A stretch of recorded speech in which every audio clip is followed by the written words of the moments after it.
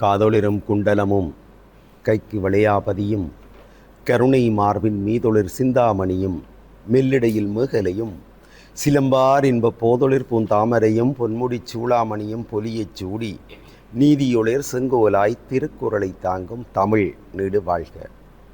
திக்கட்டும் பறந்து வாழும் தீம் தமிழ் உறவுகளே வணக்கம். இது டான் தொலைக்காட்சி பெருமையோடு வழங்குகிற சொற்சமர்.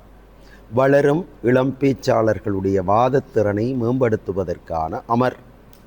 சொற்சமர் களத்திற்கு ஆதரவு நல்குகின்ற நல்லுள்ளங்களை முதற்கண் நினைத்து பார்த்தல் பொருத்தம். பாடசாலைகளிலே விவாத அணி கட்டி வளர்க்கப்பட வேண்டும் என்பதற்காக இந்த நிகழ்ச்சியிலே பங்கேற்கிற பிள்ளைகளுக்கு ஒரு தொகை பணத்தை வழங்கி ஊக்குவிக்கிறார் காரைநகர் பெற்றெடுத்த வடபுலத்தின் முன்னணி தொழிலதிபர் கல்வி காருண்யன் ESP நாகரத்தினம் அவர்கள். அது மாத்திரமல்லாமல் ஈழத்திலே முகிழ்த்தெழுகிற இளைய பேச்சாளர் ஒருவர் ஊக்கம் பெற வேண்டும் என்பதற்காக ஒவ்வொரு நிகழ்ச்சியின் போதும் இலங்கை பணம் ரூபாய் 5000 வழங்கி ஊக்குவிக்கிறார்கள். உலக புகழ் பெற்ற தமிழகம் பெற்றெடுத்த பேச்சாளர்கள் பட்டிமன்றம் ராஜா சார், பாரதி பாஸ்கர் மேடம். இந்த நல்லுள்ளங்களை முதற்கண் நினைவில் கொண்டு இன்றைய நிகழ்ச்சிக்குள்ளே நுழைவோம். இன்றைய நிகழ்ச்சியிலே பங்கெடுப்பதற்காக உயர்தர கற்கை மேற்கொள்கிற மாணவ செல்வங்கள் வருகை தந்திருக்கிறார்கள். அளவட்டி அருணோதய கல்லூரி பாரம்பரியம் மிக்க இந்த மண்ணின் புகழ்பூத்த முன்னணி பாடசாலை. அவர்களை எதிர்த்து மானிப்பாய் இந்து கல்லூரி. 2 பாடசாலை மாணவ செல்வங்களும் தங்களுக்குள்ளே சிநேகபூர்வமாக சொற்சமர் ஆடிக்கொள்கிறார்கள். நிம்மதி பற்றி இந்த பிள்ளைகள் இன்றைக்கு பேச வந்திருக்கிறார்கள். ஒரு திரைசை பாடல் கூட இருக்கிறது. எங்கே நிம்மதி எங்கே நிம்மதி அங்கே எனக்கோர் இடம் வேண்டும். அது ஒரு பழைய பாடல். நிம்மதி என்பது என்ன என்று கேட்டால் நான் சொல்வேன், பழைய காலம் பற்றிய பழைய கவலைகள் இல்லாமலும் எதிர்காலம் பற்றிய பயம் இல்லாமலும் இருக்கக்கூடிய ஒரு நிலைதான் நிம்மதியான நிலை. ஆனால் இன்றைக்கு எல்லோருக்கும் கடந்து போன காலத்தை பற்றிய கவலை தலைவிரித்து ஆடிக்கொண்டே இருக்கிறது. எனக்கு 55 வயதாகிவிட்டது. இவ்வளவு காலத்திலே என்ன செய்தேன் என்று நினைத்து பார்த்தால் இன்று தூக்கமே வராது, நிம்மதி போய்விடும். கடந்த காலம் பற்றிய கவலை, எங்கே எங்கே எல்லாம் தவறுகளை விட்டிருக்கிறேன் என்று நினைக்கிற பொழுது கவலை மேலெழுகிறது. எதிர்காலம் பற்றிய பயம், நாளை என்ன ஆகுமோ அப்படி நினைக்கிற பொழுது, இந்த நோய் வந்து விட்டதே என்னுடைய நிலைமை என்ன ஆகுமோ, எனக்கு இவ்வளவு கடன் மிகுந்து விட்டதே எனக்கு என்ன ஆகுமோ, இப்படி நினைக்கிற பொழுது கவலை மேலுருகிறது. ஆகவே கவலை, பயம் இவையெல்லாம் நிம்மதியை கெடுத்து விடுகின்றன. இப்போ கேள்வி என்னவென்றால், இன்றைய காலகட்டத்தில் நிம்மதியான வாழ்க்கை கிடைப்பது எங்கே? இதுதான் கேள்வி. பலர் கூட்டு குடும்பம் என்கிறார்கள், இன்னும் பலர் தனி குடும்பம் என்கிறார்கள். கூட்டு குடும்பம் என்ற அணி சார்ந்து அளவட்டி அருணோதய கல்லூரி மாணவிகள் வாதிட காத்திருக்கிறார்கள். கூட்டு குடும்பம் ஒரு பெரிய விருட்சம் போல, பாலமரம் போல. எனவே ஒரு கிளை விழுந்தாலும் மறு கிளைகள் தாங்கிக் கொள்ளும். ஆகவே நிம்மதி என்பது அங்கேதான் நிலைநிறுத்தப்படும். ஒருவனுக்கு ஒன்று ஆகிவிட்டது என்றால் கை கொடுப்பதற்கு எத்தனையோ பேர் அங்கே முண்டியடிப்பார்கள். கூட்டு குடும்பம் அதுதான் நிம்மதியான இடம் பேசுவதற்காக அவர்கள் மூவர். இல்லை இல்லை, தனி குடும்பம் போல நிம்மதி வருமா? நான் உண்டு என் குடும்பம் ஒன்று என்று நிம்மதியாக வாழ்வதற்கு ஏற்ற இடம் தனி குடும்பம்தான். அப்படி சொல்வதற்காக 3 பேர் மானிப்பா இந்து கல்லூரியிலே இருந்து வந்திருக்கிறார்கள். ஆகவே அவர்களை ஒரு கணம் மோதி பார்க்க விட்டு விடலாம்.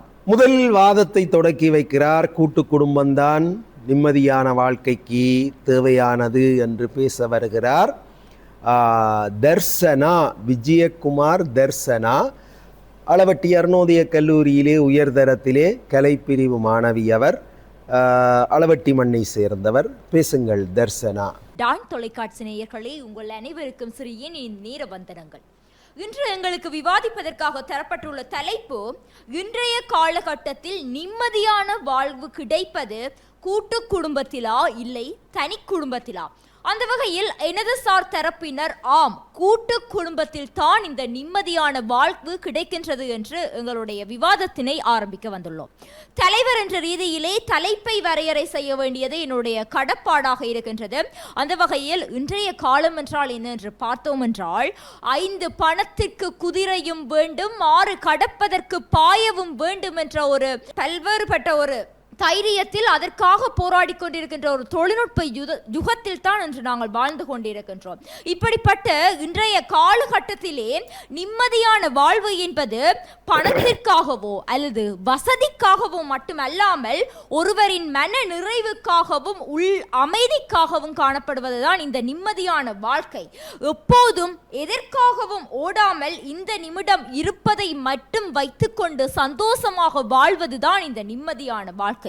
இந்த நிம்மதியான வாழ்க்கை இன்று எங்களுடைய கூட்டு குடும்பத்தில் தான் நிச்சயம் இருக்கின்றது என்றே எங்களுடைய விவாதத்தினை ஆரம்பிக்க வந்திருக்கின்றோம். சொல்லுவார்கள், கூடி வாழ்ந்தால் கோடி நன்மை, குடும்பம் கோயில் ஆகும் உண்மை என்று சொல்வார்கள்.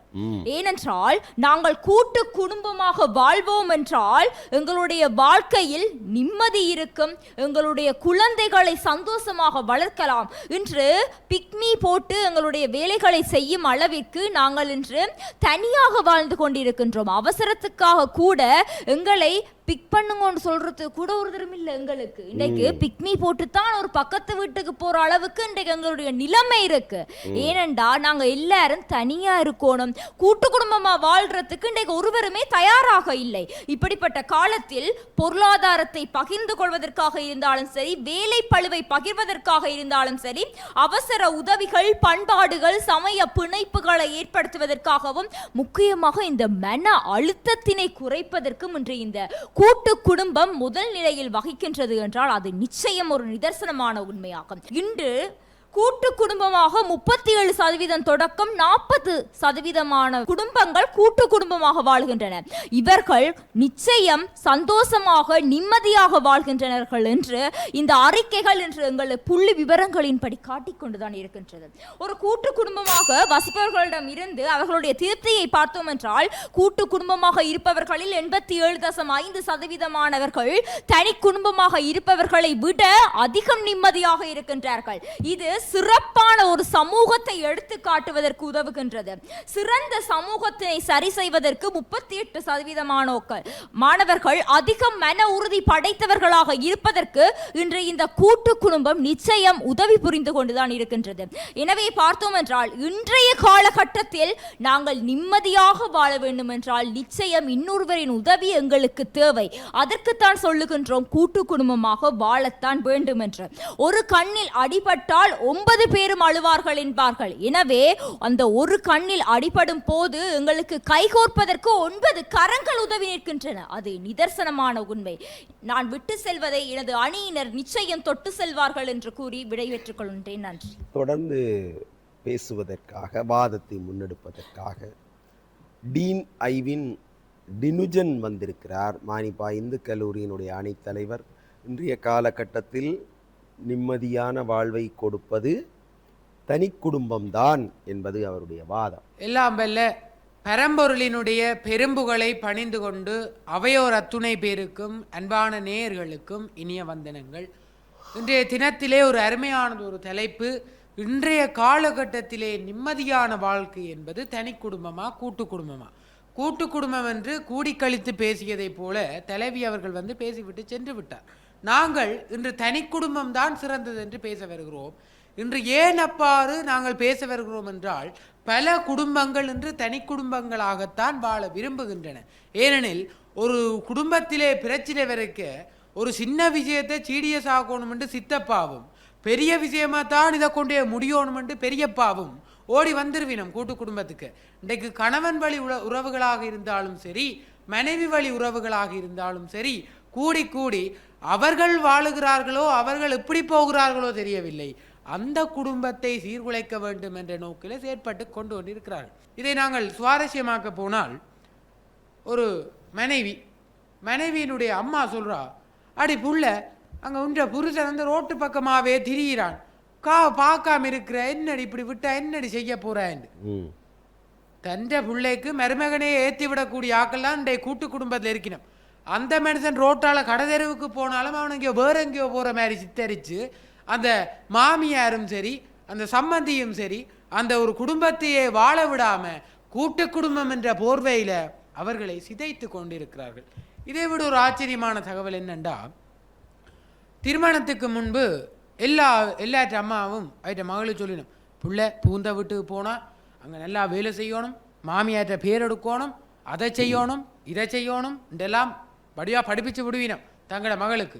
ஆனால் அங்கே போய் பிள்ளை எல்லாம் வேலை செஞ்சு களைச்சா பிறகு கேட்டா, இந்த பிள்ளை நான் உன்னை தங்க தட்டிலேலோ வச்சு தாங்கி நான் பிள்ளை வேறு நான் உன்னை இதுக்கோ பெற்று நான் பல வேலை செஞ்சு சாகுற பிள்ளைண்டு சும்மா எல்லாம் இருக்கிற இல்லாத பொல்லாத விஷயத்தை எல்லாத்தையும் கொட்டி அந்த தனி குடும்பத்தை ஒரு நிம்மதி இல்லாத வாழ்க்கையை கிட்டு செல்றது வந்து எங்களுடைய கூட்டு குடும்ப சமூகத்தினராக இருக்கின்றனர்.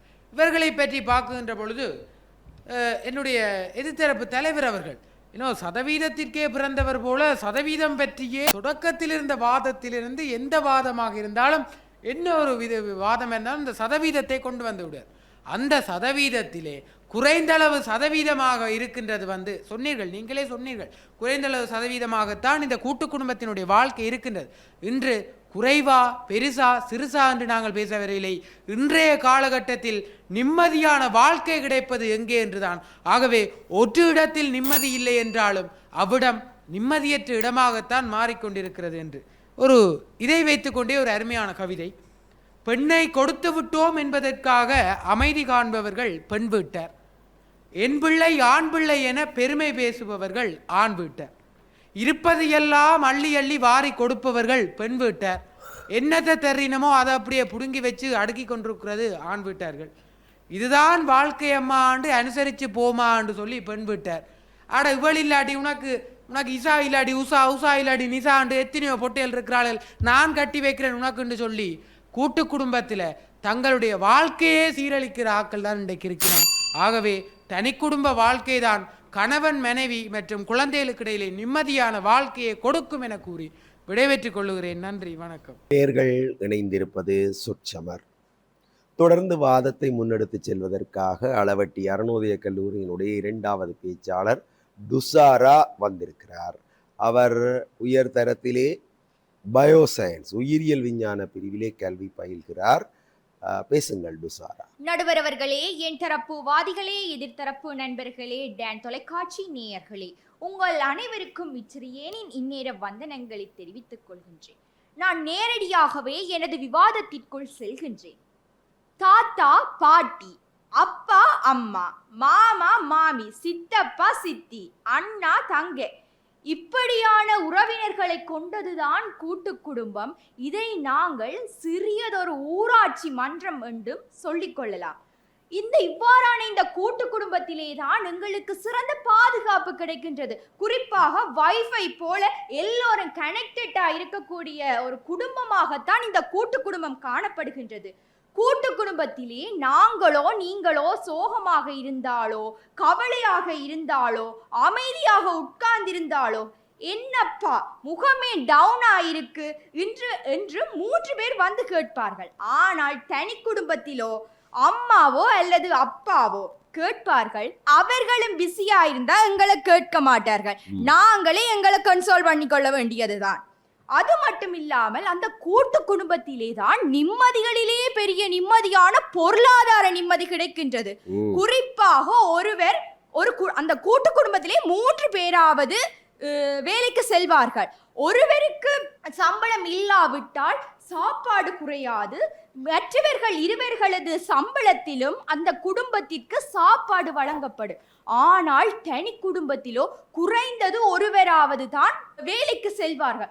அவ்வாறு வேலைக்கு செல்லும் போது அவர்களுக்கு வேலையில் ஏதோ பிரச்சனை ஏற்பட்டு விட்டோ அல்லது வேறு ஏதும் காரணமாகவோ அவரது வேலை நிறுத்தப்பட்டால் அந்த குடும்பத்திலே எங்கே பொருளாதார நிம்மதி கிடைக்கும்? குடும்பத்திலே நிம்மதியே கிடைக்காமல் அலைந்து கொண்டு திரிவார்கள். உணவுக்கு வழி இல்லாமல் திரிவார்கள் அந்த தனி குடும்பத்திலே. ஆனால் கூட்டு குடும்பத்திலே அவ்வாறு கிடையாது. மற்றும் குழந்தைகளுக்கு நல்ல வளர்ச்சி கிடைக்கக்கூடிய வகையிலே இந்த கூட்டு குடும்பம் காணப்படுகின்றது. கூட்டு குடும்பத்திலே குறிப்பாக தாத்தா பாட்டி காணப்படுவார்கள். அவர்கள் குழந்தைகளுக்கு கதை சொல்கின்ற ஒரு நெட்ஃபிளிக்காக காணப்படுகின்றார்கள். பஞ்சதந்திர கதைகளில் இருந்து மகாபாரத கதைகள் வரை பிரித்து ஒவ்வொரு கதைகளையும் பிரித்து சொல்லி மாணவர்களுக்கு குழந்தைகளுக்கு நல்ல அறிவை ஊட்டக்கூடிய ஒரு தாத்தா பாட்டி நிறைந்த குடும்பமாகத்தான் இந்த கூட்டு குடும்பம் காணப்படுகின்றது. ஆனால் தனி குடும்பத்திலோ யூடியூப் ஆனது தாத்தாவாகவும் மொபைல் ஆனது பாட்டியாகவும் தான் காணப்படுகின்றது. இதிலே எங்கே குழந்தைகளுக்கு நல்ல வளர்ச்சி கிடைக்க போகின்றது? அது மட்டும் இல்லாமல் இந்த கூட்டு குடும்பத்திலே சிறந்த வேலை பகிர்வு காணப்படும். ஒருவர் இந்த வேலை செய்வதற்கு, ஒருத்தி இந்த வேலை செய்வதற்கென்று பல்வேறு விதமான வேலைகள் பகிர்ந்தளிக்கப்பட்டிருக்கும். இதனாலே நேரம் மீதமாகின்றது, களைப்பு குறைவடைகின்றது, விரைவாக வேலைகளை செய்து முடிக்கக்கூடியதாக காணப்படும். ஆனால் தனி குடும்பத்திலே அப்படியா? அப்படி இல்லை. மன நிம்மதி தரக்கூடிய ஒரு குடும்பமாகத்தான் இந்த கூட்டு குடும்பம் காணப்படுகின்றது. இன்றைய காலகட்டத்திலே மன அழுத்தமானது நோய்களிலே சிறந்த நோயாக அதிக அளவிலே காணப்படுகின்றது. ஆனால் கூட்டு குடும்பத்திலோ அந்த தனிமை என்ற மன அழுத்தம் வருவதற்கு முக்கிய காரணமாக அமைகின்ற தனிமை என்பதே இல்லை. ஆனால் தனி குடும்பத்திலோ தனிமைதான் காணப்படுகின்றது. தனி குடும்பத்தில் வாழ்பவர்கள் நிம்மதி எங்கே என்று அலையக்கூடியவர்களாக காணப்படுகின்றார். ஆனால் கூட்டு குடும்பத்திலோ நிம்மதி என்று கதைப்பதற்கு கூடிய வழி இல்லாமல் நிம்மதி என்பது தானாக தேடி வரக்கூடிய அளவிலே இந்த கூட்டு குடும்பம் காணப்படுகின்றது. அது மட்டுமல்லாமல் கூட்டு குடும்பத்திலே வேகமான வாழ்க்கையில் நாம் பணத்தை சம்பாதிக்கலாம், வீடு வாங்கலாம், கார் வாங்கலாம். அது மட்டுமல்லாமல் பகிர்வு, நிம்மதி, மகிழ்ச்சி, அன்பு, பாசம், சிரிப்பு என்பவற்றை வாரி வழங்கக்கூடிய ஒரு குடும்பமாகத்தான் இந்த கூட்டு குடும்பம் காணப்படுகின்றது. ஆனால் தனி குடும்பத்திலோ சுதந்திரத்தை மட்டும்தான் கொடுக்கக்கூடியதாக இருக்கிறது. அந்த சுதந்திரத்தை வைத்து என்ன நிம்மதியை செய்யக்கூடியதாக இருக்கும்? ஒன்றும் செய்ய முடியாது. ஒரு கை தட்டினால் சத்தம் வராது, இரண்டு கைகளும் சேர்ந்து தட்டினால் தான் சத்தம் வரும். அதே போல கூட்டு குடும்பமாக இருந்தால்தான் வாழ்க்கையில் நிம்மதி கிடைக்கும் என்று ஆணித்தரமாக கூறி என் தரப்பு விவாதத்தை நிறைவு செய்கின்றேன். டுசாராவினுடைய வாதத்தை பார்த்தோம். நிம்மதி கிடைப்பது தனி குடும்பத்தில் தான் என்று மானிப்பா இந்து கல்லூரி அணிக்காக வாதிட வருகிறார் கஜானன். அவர் உயர்தரத்திலே பயோசயின்ஸ் படிக்கிறார். பேசுங்கள் கஜான். தமிழுக்கு என் முதல் வணக்கம், அவைக்கு என் தமிழ் வணக்கம். அந்த வகையிலே இன்றைய காலம் அதாவது நடுவரவர்களே, இன்று ஒரு கூட்டு குடும்பம், இன்றைய காலத்திலே கூட்டு குடும்பம் என்பது ஒரு அறைக்குள் அடைத்து வைக்கப்படலாம். அம்மா இருப்பார், அப்பா இருப்பார், எல்லா சொந்தங்களும் இருக்கும். ஆனால் அந்த எல்லா சொந்தங்களும் ஒரு வீடியோ கோலிலே வந்துவிடும் நடுவரவர்களே. இன்று அவ்வாறு தான் இருக்கின்றது நம்முடைய காலம். அதாவது சித்தப்பா ஏதோ நாட்டிலும், பெரியப்பா ஏதோ நாட்டிலும், மாமி ஏதோ நாட்டிலும், மாமனார் ஏதோ நாட்டிலும் நின்று கொண்டிருப்பார். இவர்களுக்கு நாங்கள் கூட்டு குடும்பத்தின் வீடு கட்ட வேண்டும் என்றால் இந்த உலகத்தையே வாங்கி கட்டினால் மட்டுமே இவர்களுக்கு கூட்டு குடும்பம் கட்ட வேண்டும். அதாவது தனி குடும்பமானது ஒருவர் கணவன் மனைவி என்பன தனது இல்லற வாழ்க்கையை மேற்கொள்ள மட்டுமே இந்த தனி குடும்பமானது உதவுகின்றது. இந்த கூட்டு குடும்பம் என்பது நடுவர்களே, இந்த கூட்டு குடும்பத்தின் மூலம் நீங்கள் சந்தோஷத்தை பெற்றுக்கொள்ளலாம். அவர் சொன்னவர் சந்தோஷத்தை பெற்றுக்கொள்ளலாம். அவருக்கு நெட்ஃப்ளிக்ஸாக இருக்குதாம், வைஃபையாக இருக்குதாம். எங்களுக்கு அந்த வைஃபை தேவையில்லை, எல்லாரும் பாவிக்கிற வைஃபை தேவையில்லை. எனக்கு நான் தனியாக பாவிக்கிற டேட்டா காணும். என்ற தனி குடும்பம் நான் தனியாக பாவிக்கிற டேட்டா காணும் எனக்கு. மேலும் நடுவரவர்களே, இன்றைய காலத்தில் இவர்கள் கூட்டு குடும்பத்தை பற்றி எல்லாம் கதைத்துக் கொண்டிருக்கிறார்கள். இந்த 21ஆம் நூற்றாண்டில் அல்ல, 2000ஆம் ஆண்டுகளுக்கு முன்பே கோவலனும் கண்ணகியும் தனி குருத்தனம் தான் சென்றார்கள். அன்றிலிருந்தே உங்களுக்கு தெரிந்திருக்க வேண்டும். அன்றைய காலம் முதல் இன்றைய காலம் வரை உங்களுக்கு சந்தோஷமான ஒரு குடும்ப வாழ்வு வேண்டுமென்றால் அது கூட்டு குடும்பம் அல்ல, தனி குடும்பத்திலேயே என்று அன்றைய காலத்திலே குறிப்பிட்டிருந்தார் நடுவர்களே. மேலும் நடுவர்களே, இன்று கூட்ட குடும்பத்தில் பார்த்தால் ஒரு கணவன் மனைவிக்கு இடையிலான தொடர்பு என்பது பெரிதாக இருக்காது. கணவனுக்கு சமையலறை என்றால் என்னென்று தெரிந்திருக்காது. அதற்குள் சம்பிரதாயங்கள் வேற. கணவன் சாப்பிட்ட பிறகுதான் மனைவி சாப்பிடவன், கணவன் சாப்பிட்ட தட்டில் தான் மனைவி சாப்பிடவன். இங்கே தனி குடும்பத்துக்கு வந்து பாருங்கவன், நீங்க அவர் கணவன் சொல்லுவார், நீ டீ போடு, நான் தோசை ஊத்துறேன். அந்த மனைவி சொல்லுவா, நான் சாம்பார் வைக்கிறேன், நீ சட்னி வைக்கிறேன்.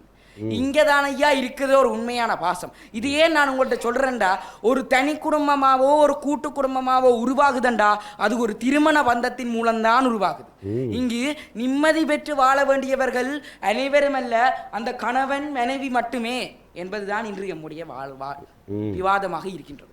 மேலும் நடுவர் அவர்களே, கூடவே நின்று வழிநடத்துகின்ற பெரியோர்கள் இன்றைய சமுதாயத்துக்கு தேவையில்லை. சுயமாக சிந்திக்க விட்டு எம்மை நாமே முடிவெடுக்க வைக்க வேண்டிய சமுதாயம், அதாவது பெரியோர்கள் தான் இன்று எமது சமுதாயத்துக்கு தேவையாக இருக்கின்றார்கள். மேலும் நடுவர் அவர்களே, இன்று இவர்கள் கூட்டு குடும்பம் கட்ட போகிறார்களாம். இன்றைய சூழ்நிலைக்கு 10 பேர் 12 பேர் வைத்து ஒரு வீடு கட்டுவோன்ற எவ்வாறு கட்ட வேண்டும், அதுவும் 3 பேர் சம்பாத்தியத்தில். இன்று அதற்குத்தான் இருக்கிறது அப்பார்ட்மெண்ட்டுகள். அப்பா அம்மாவுடன் சேர்ந்து தனி குடும்பமாக வாழ்வதற்கு இருக்கின்றது அப்பார்ட்மெண்ட்டுகள். ஆனால் நீங்கள் கூட்டு குடும்பமாக இருக்க வேண்டும் என்றால் 10 12 கடைசி 15 பேர்கள் சேர்ந்து வாழ்வதற்கு ஒரு வீடு கட்ட வேண்டும். அதை 3 பேர், இவர்கள் சொன்னது போல் 3 பேர் உழைப்பில் கட்டுவது என்பது இயலாத காரியம். தனி குடும்பமானது நடுவரவர்களே, கணவன் மனைவியை புரிந்து கொள்வது மட்டும்தான் அங்கு உங்கள் தனி குடும்பம், அதாவது குடும்பத்தில் உள்ள சந்தோஷம், அதாவது அங்கு உள்ள அந்த இருவர்களுக்கு இடையிலான தொடர்பு வந்து கூட்டு குடும்பத்தில் இருக்காது, நிம்மதியும் இருக்காது, மகிழ்ச்சியும் இருக்காது என கேட்டு எனது விவாதத்தை நிறைவு செய்கிறேன். நன்றி, வணக்கம். இடைவேளையை தொடர்ந்து மீண்டும் இணைந்திருக்கிறோம்.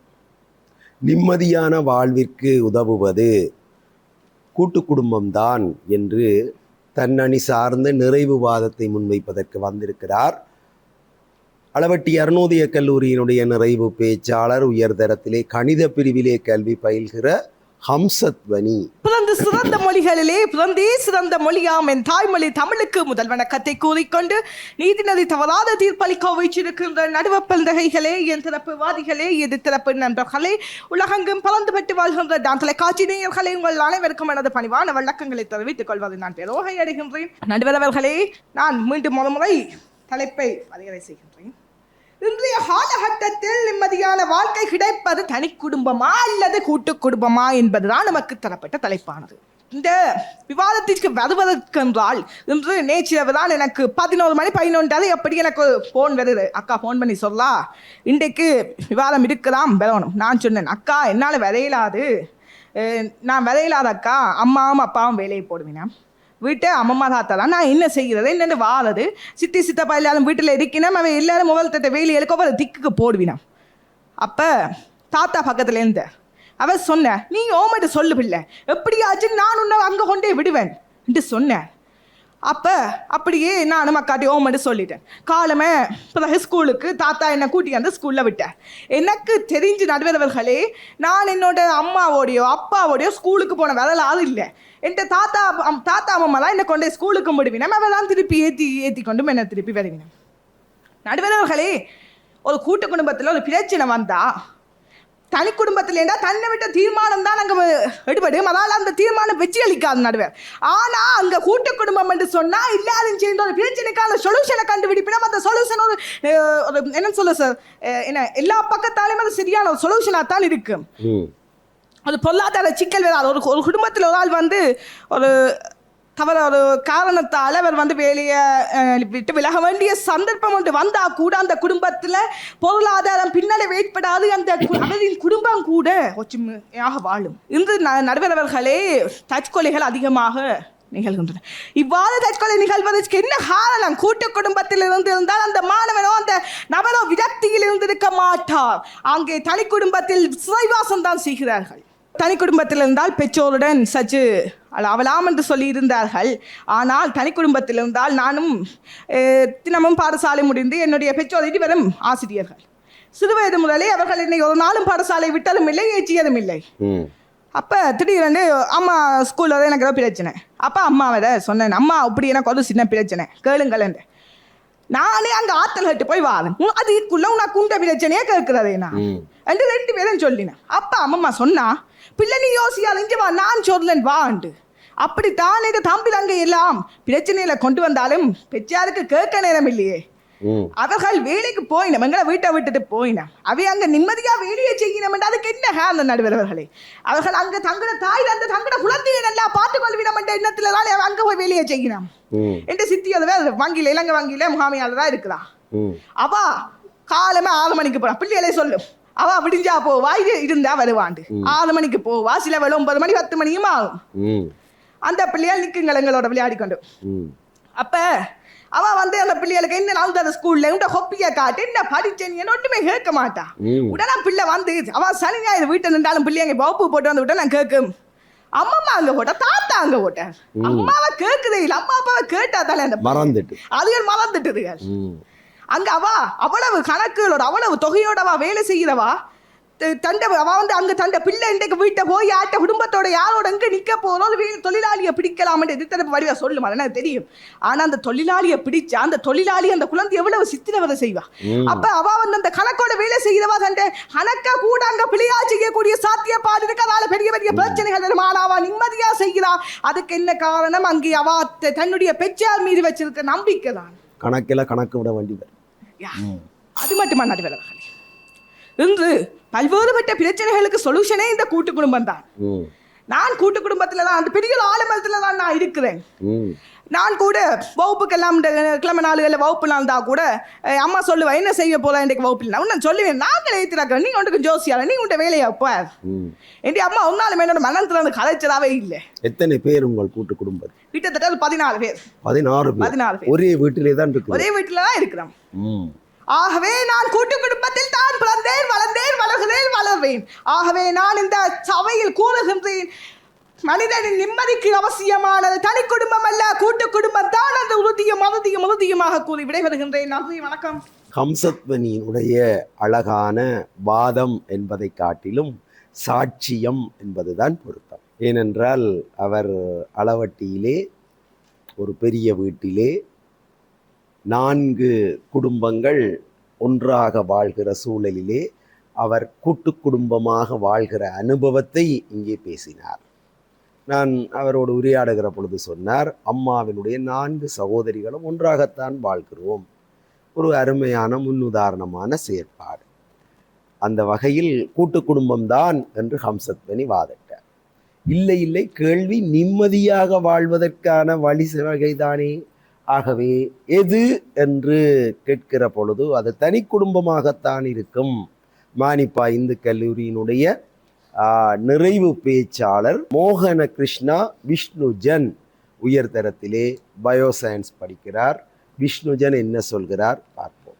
அனைவருக்கும் வணக்கம். அந்த வகையில் எதிர்த்தரப்பு சகோதரி குறிப்பிட்டிருந்தார், நான் கூட்டு குடும்பத்தில் நான் பிறந்தேன், கூட்டு குடும்பத்தில் நான் வளர்ந்தேன், கூட்டு குடும்பத்தில் நான் இருந்தேன் என்ற ஒரு கேள்வி கேட்கிறேன். திருமணத்தை பின்பு எங்கு இருப்பீர்கள்? உங்களுடைய திருமணத்தை பின்பு நீங்கள் எங்கே இருப்பீர்கள் என்று சற்று யோசித்து பாருங்கள். நீங்கள் யாழ்ப்பாணத்துடைய வழக்கம் எவ்வாறாக அமையப்பட்டிருக்கிறது? ஒரு பெண் திருமணம், அவர்கள் திருமணத்துக்கு பிறகு 4 பேர் ஒன்றாகத்தானே வாழ்கிறார்கள். அதற்கான சாத்தி இன்றைய காலத்துக்கு குறைவென்றுதான் நமது அணியானது வாதிட்டுக் கொண்டிருக்கின்றவர்களை. அந்த வகையில் நாம் யோசிப்போம். அதாவது இன்று கியூபா நாடு எல்லாருக்கும் தெரிஞ்ச நாடுதான். இந்த கியூபா நாட்டில் ஒரு சட்டம் இருக்கிறது. அதாவது பிள்ளைகள் பிறந்து திருமணமாகும் வரைதான் பெற்றோருடன் இருக்கலாம்.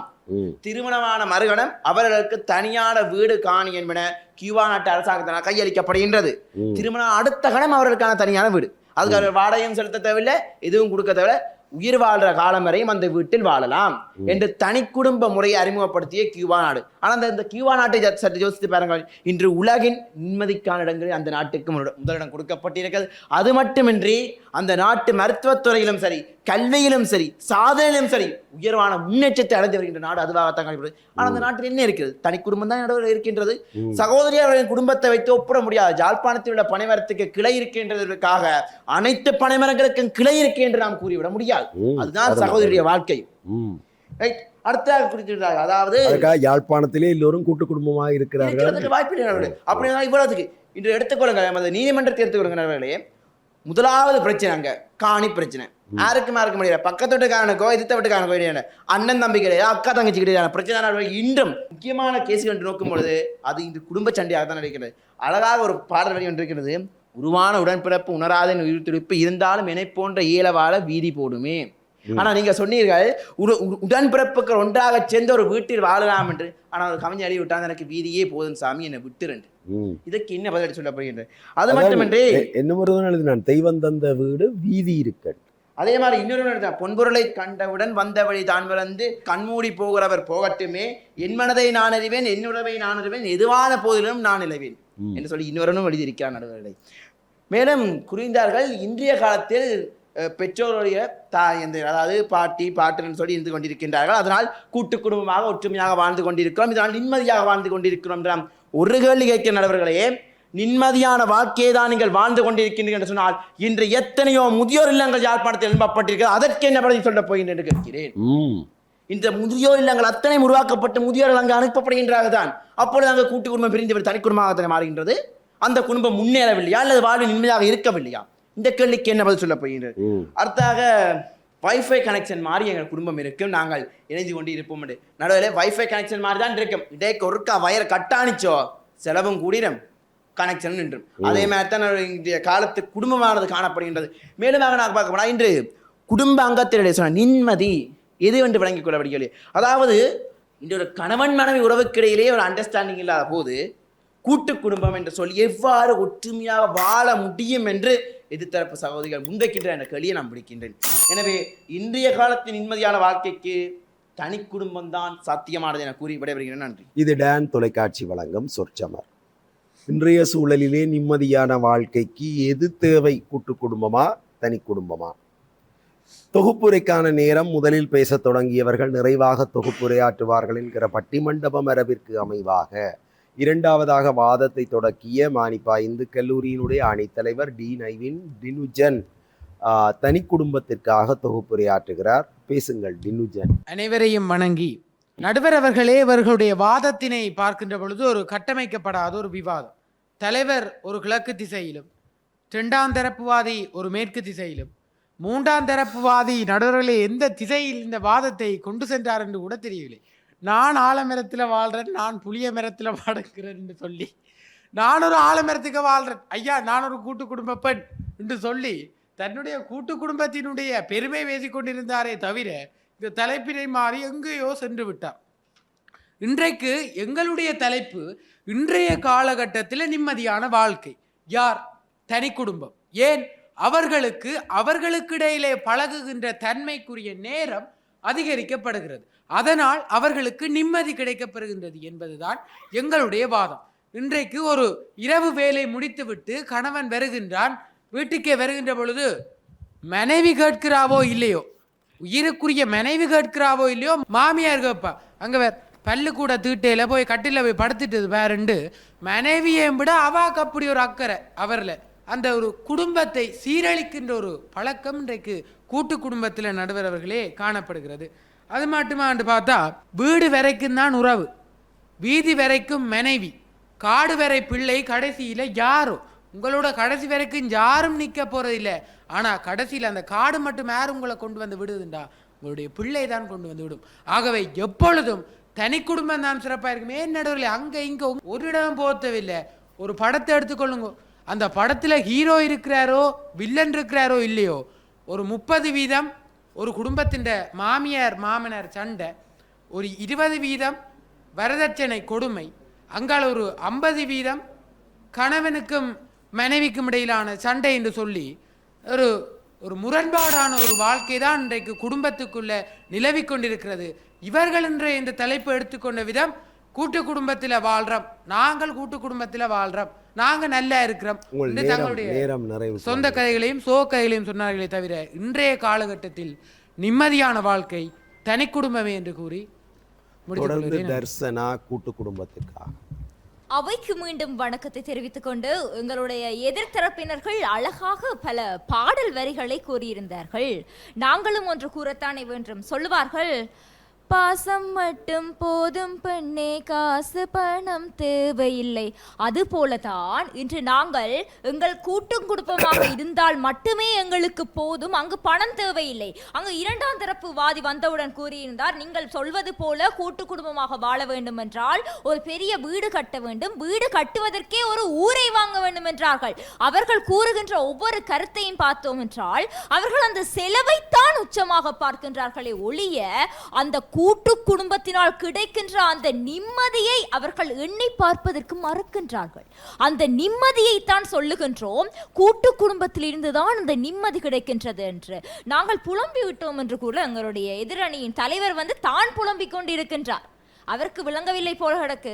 எங்களுடைய அணியினர் கூறியது இன்றைய காலகட்டத்தில் கூட்டு குடும்பத்தில் இப்படித்தான் நடக்கின்றது, நாங்கள் கூட்டு குடும்பமாக இருக்கின்றோம் என்ற ஒரு உதாரணத்தை வைத்து இன்றைய காலகட்டத்தை வைத்து தான் எங்களுடைய கருத்தினை சொல்லியிருந்தோம். எங்களுடைய எதிர் அணியினர் நிறைய நாடகங்கள் கூட பார்ப்பார் போல, ஒரு சீரியஸான சீரியல்ல வர ஒரு வில்லி மாதிரி சும்மா பட்டக்கண்ட சித்தப்பா சீரியஸா இருப்பார், பெரியப்பா பெரிய மாதிரி இருப்பார், அது இதுன்னு ரொம்ப கதைச்சிட்டு போனார். எப்படி இருந்தாலும் இன்றைக்கு நாங்கள் கூட்டு குடும்பமா இல்லை என்றா எங்களுக்கு தோள் கொடுக்கறதுக்கோ எங்களை தட்டி விடுறதுக்கோ ஒருத்தருமே இருக்க மாட்டினான். கணவன் மனைவி மட்டும் நெடுகாலம் நிம்மதியா வாழ்ந்தால் போதாது. எங்களை போல ஒரு பிள்ளைகளை நிம்மதியாக வாழ வேண்டும் என்றால் எங்களுக்கு நிச்சயம் கூட்டு குடும்பம் இன்று தேவை என்று கூறி என்னுடைய விவாதத்தினை நிறைவு செய்கின்றேன். நன்றி. அன்பிற்கினியவர்களே, அழகான வாத பிரதிவாதங்களை பார்த்தோம். நிம்மதியான வாழ்க்கையை பற்றி இந்த பிள்ளைகள் பேசியிருக்கிறார்கள். நிம்மதி என்பது என்ன என்று கேட்டால் அது கடந்த காலத்தை பற்றிய செய்தியாகவும் இருக்கும், எதிர்காலம் பற்றிய செய்தியாகவும் இருக்கும். பல பேருக்கு எதிர்காலம் பற்றிய கவலை இருக்கிறது. இந்த பிள்ளையை கரை சேர்க்க வேண்டும், என்னுடைய மகனை லண்டனுக்கு அனுப்ப வேண்டும், இப்படி அதுவே எதிர்காலம் பற்றிய ஒரு ஒரு ஒரு பயத்தை ஏற்படுத்தி விடுகிறது. அதைவிட கடந்த காலங்களிலே வாங்கிய கடன் என்னை அடைத்து கொள்கிறது, கடந்த காலங்களிலே நான் நடந்து கொண்ட விதம் என்னை மிரட்டுகிறது, இப்படியான அச்சம் எனக்குள்ளே மேலெழுகிறது. ஆகவே இந்த இரண்டும் சேர்ந்து நிம்மதியை கெடுத்து விடுகிற ஒரு சூழலை பார்க்கிறோம். அது கூட்டு குடும்பத்திலும் இருக்கிறது, தனி குடும்பத்திலும் இருக்கிறது. இதற்குத்தான் அச்சம் இருக்கிறது, இதற்குத்தான் கவலை இருக்கிறது என்று இல்லை. எங்களுடைய வாழ்வியல் சூழலிலே கூட்டு குடும்பம் என்பது ஒரு பெரிய ஆலமரம் போல. அந்த ஆலமரம் எத்தனையோ பறவைகளுக்கு தஞ்சம் அளிக்கிற ஒரு மையம். கூட்டு குடும்பமாக மக்கள் வாழ வேண்டும் என்பதற்காக எங்கள் மக்கள் நாற்சார் வீடு கட்டி வாழ்ந்தார்கள். நாற்சார் வீடு இன்றைக்கு காண்பதற்கு அரிதான ஒரு வீடு. இன்றைக்கு பல பேரும் மாடி வீடு கட்டி கூட்டு குடும்பமாக வாழ்கிறார்கள், அல்லது பெரிய பெரிய அறைகளை நிர்மாணித்து கூட்டு குடும்பமாக வாழ்கிறார்கள். அப்படி கூட்டு குடும்பமாக வாழ்கிற பொழுது ஒரு உலைதான் வைப்பார்கள். ஒரு உலை என்றால் ஒரு சமையல்தான், ஒரு அடுப்படிதான். ஆனால் அந்த கூட்டு குடும்பத்திற்குள்ளே பல அசௌகரியங்களும் இருக்கின்றன. இந்த மூத்த இங்கே எங்களுடைய ஹம்சத்வனி தன்னுடைய கூட்டு குடும்பத்தை பற்றியெல்லாம் இங்கே பிரலாபித்து பேசினார். நாங்கள் எவ்வளவு நிம்மதியாக இருக்கிறோம் தெரியுமா என்று அவர் தன்னுடைய பாட்டி அவர்களை எல்லாம் கூட்டி வந்து அவர்கள் ஊடாக எங்கள் சந்தோஷத்தை பாருங்கள் என்று தரிசனப்படுத்தினார். உண்மைதான். ஆனால் அதற்குள்ளும் சில கசப்பான அம்சங்கள் ஹம்சத்வனி வீட்டில் இருக்கிறதோ இல்லையோ எனக்கு தெரியாது. ஆனால் பொதுவான நடைமுறை வாழ்வியலிலே ஒருவருடைய பிள்ளை நல்ல மார்க்ஸ் எடுத்து விட்டது, இன்னொருவருடைய பிள்ளை சோதனையிலே ஃபெயில் ஆகிவிட்டது என்றால் கூட்டு குடும்பத்திற்குள்ளேயே பிரச்சனை வந்துவிடும், அந்த பிள்ளைகளுக்குள்ளேயே பிரச்சனை வந்துவிடும். விட்டு கொடுப்பு என்பது அது சற்று அரிதாகவே போய்விடும். பொறாமை தீ மேலெழுந்து விடும். முற்காலத்திலே என்ன செய்வார்கள் என்றால் குடும்பத்திற்குள்ளே தான் திருமணம் செய்வார்கள்.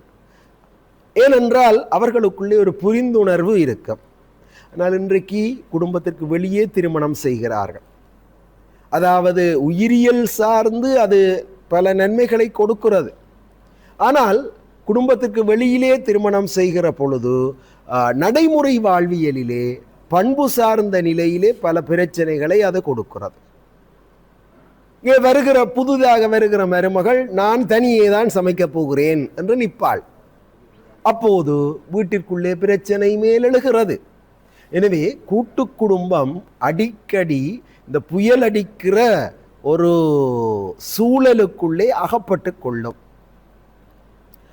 கூட்டு குடும்பம் பல வசதிகளை இங்கே ஹம்சத்வனி சொன்னார். என்னை பாடசாலைக்கு கொண்டே விடுகிறது, ஒரு நாளும் அப்பாவும் கூட்டி கொண்டு போகையிலே அம்மாவும் கூட்டி கொண்டு போகையிலே. அது உண்மைதான். கூட்டு குடும்பத்திலே ஏனையவர்களுடைய சப்போர்ட், ஏனையவர்களுடைய உதவி நிச்சயமாக இருக்கும். ஆனால் தனி குடும்ப வாழ்வியல் அப்படி அல்ல. நானே மரத்தை வச்சு நானே தண்ணியை ஊற்றி, அது பெரிய ஆலமரம். இது நானே மரத்தை வச்சு நானே தண்ணியை ஊற்றி நானே வளர்ப்பதற்கு ஒப்பானதுதான் தனி குடும்பம்.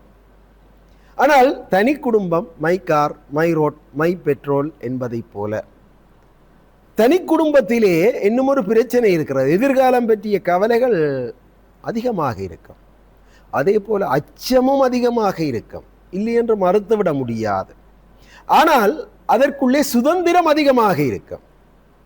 இப்போ கூட்டு குடும்பமாக இருக்கிறவர் ஒருவர் வீட்டிலே முத்தத்தில் துப்பேலாது, ஆத்திர மந்திரத்துக்கு வீட்டு முத்தத்தில் துப்பேலாது என்றால் மற்றவர் பார்த்துட்டு சிலவழில் பேசுவார், மற்றவை இருக்கிறேலையோ. இந்த தனி குடும்பத்தில் அவர் தன்னை விருப்பப்படி வீட்டு முத்தத்தில் துப்பலாம், இன்னமும் செய்யலாம். இது என்னுடைய வீடு. ஆகவே இங்கு கேள்வி நிம்மதி என்பதுதான். இங்கே ஒரு நல்ல ஒரு தர்க்கவாதத்தை வைத்தார் விஷ்ணுஜன். இன்றைக்கு எதற்காக இந்த மண்ணிலே முதியோர் இல்லங்கள் பெருக்கெடுத்து கொண்டு போகின்றன? கூட்டு குடும்பமாக முதியோரை வைத்துக் கொண்டிருக்கிற வீடுகள் பல சண்டைகளை எதிர்கொள்கின்றன, பல பிரச்சனைகளை எதிர்கொள்கின்றன. இப்படியான பிரச்சனைகள் வருகின்றன என்றால் கூட்டு குடும்பத்திற்குள்ளே முதியவர்களை வைத்திருக்கிற பொழுது எத்தனையோ சிக்கலான விடயங்களை எதிர்கொள்ள வேண்டி இருக்கிறது. அதனாலே தான் இன்றைக்கு முதியோரை கொண்டு போய், தான் ஒரு கவிஞன் சொன்னான், வீட்டின் பெயரோ அன்னை இல்லம், அன்னை இருப்பதோ முதியோர் இல்லம். வீட்டின் பெயரோ அன்னை இல்லம், அன்னை இருப்பதோ முதியோர் இல்லம். இப்போ அம்மாவை அப்பாவை கொண்டு போய் முதியோர் இல்லத்தில் சேர்த்தாச்சு. ஏனென்றால் தனி குடும்பமாக நிம்மதியாக இருக்கலாம் என்கிற ஒரு எதிர்பார்க்கை தான். கூட்டு குடும்பமாக இருக்கிற பொழுது முதியோரை பராமரிப்பதிலேயே நிம்மதி போய்விடுகிறது என்கிற ஒரு வாதம் இருக்கிறது.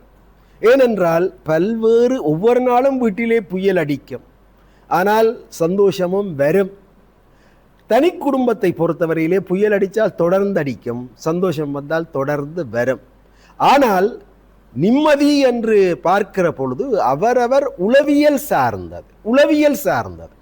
கூட்டு குடும்பத்திலே என்னுடைய நிம்மதி மற்றவரிலே தங்கி இருக்கிறது. என்னுடைய குடும்பம் சார்ந்த நிம்மதி மற்றைய அக்காவினுடைய குடும்பத்தோடு சேர்ந்து இருக்கிறது, தங்கி இருக்கிறது.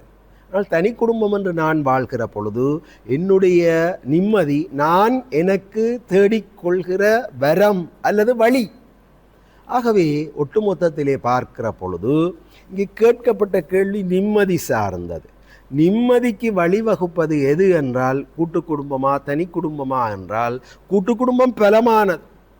கூட்டு குடும்பம் எத்தனையோ உறவுகளை கொண்டது, காலாதி காலத்திற்கு நிலைத்திருக்க கூடியது.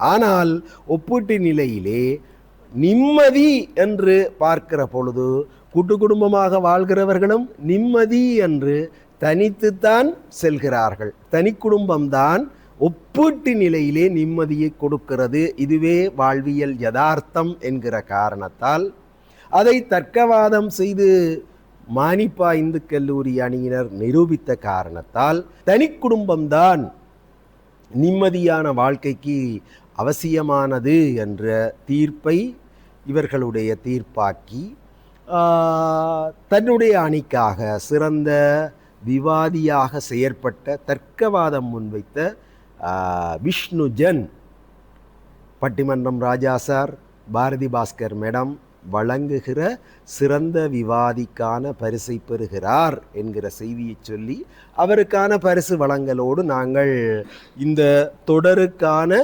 ஒட்டுமொத்த பரிசை வழங்க இருக்கிறோம். அதற்காக எங்களோடு இஎஸ்பி நாகரத்னம் ஐயாவும் இணைய காத்திருக்கிறார். இப்பொழுது விஷ்ணுஜனுக்கான பரிசு.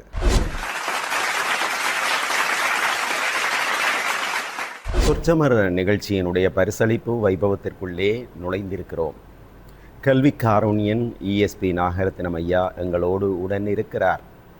நான் ஒவ்வொரு நிகழ்விலும் குறிப்பிடுவதைப் போல தான் அடையாத சிகரங்களை எமது இளைய சந்ததி அடைய வேண்டும் என்பதற்காக அவர்கள் தங்களுடைய சொந்த பிள்ளைகளுக்கும் ஊக்கம் தருகிறார். அதேபோல அடுத்த தலைமுறை சார்ந்த இளையவர்களுக்கும் ஊக்கம் தருகிறார். அதிலும் குறிப்பாக இந்த விவாதம் சார்ந்த ஒரு நல்ல பேச்சாற்றல் மிக்க பிள்ளைகள் இந்த மண்ணிலே முகிழ்த்தெழ வேண்டும் என்கிற அவருடைய வேட்கை. அதனால்தான் அவர் சொற்சமர் நிகழ்ச்சிக்காக அனுசரணை புரிவதற்கு முன்வந்தார். அந்த வகையில் இன்றைய சொற்சமர் களத்திற்கும் வருகை தந்திருக்கிற இஎஸ்பி நாகரத்னம் ஐயா அவர்களை நாங்கள் அன்போடு வரவேற்கிறோம். காரை நகர் பெற்றெடுத்த மைந்தர் இஎஸ்பி ஐயா இந்த சொற்சமரில் பங்கு கொள்கிற பிள்ளைகளுக்கு ஆசியுரையாக சில வார்த்தைகள் நல்குவார். இன்றைய சொற்சமர்களுக்கு தலைமை தாங்கி கொண்டிருக்கும் திரு லலிசன் சார் அவர்களே, கல்லூரி மாணவிகளே, எல்லோருக்கும் எனது நன்றியை தெரிவித்துக் கொண்டு உண்மையில் இந்த சுச்சமரில் மாணவர்கள் கலந்து தங்களோட பேச்சு ஆளுமையை வெளிப்படுத்தக்கூடிய ஒரு நிகழ்வாக இந்த சொச்சமர் நிகழ்வு நடந்து கொண்டிருக்கின்றது.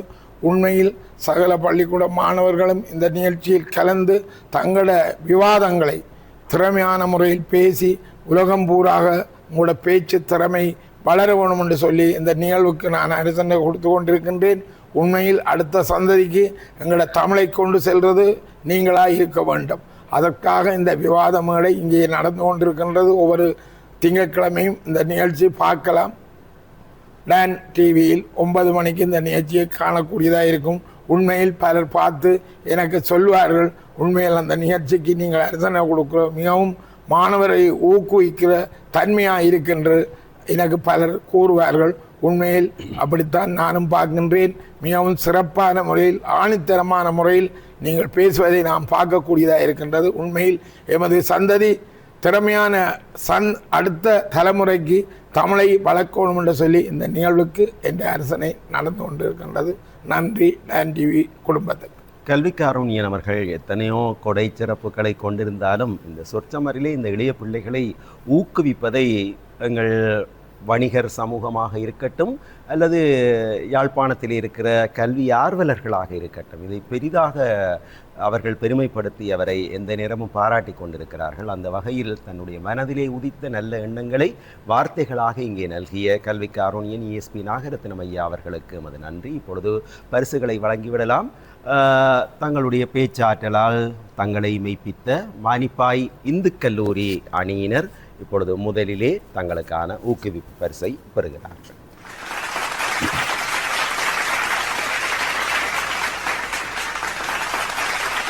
அதை போலவே தாங்களும் சளைத்தவர்கள் அல்லர் என்று சிறந்த முறையிலே தங்களுடைய வாதத்திறனை வெளிப்படுத்திய அளவட்டி அருணோதய கல்லூரி அணியினர் தங்களுக்கான ஊக்குவிப்பு பரிசை பெறுகிறார்கள்.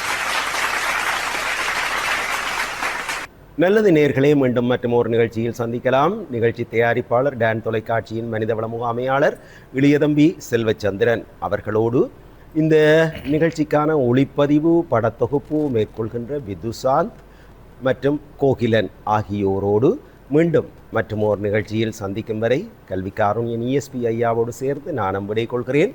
நன்றி, வணக்கம்.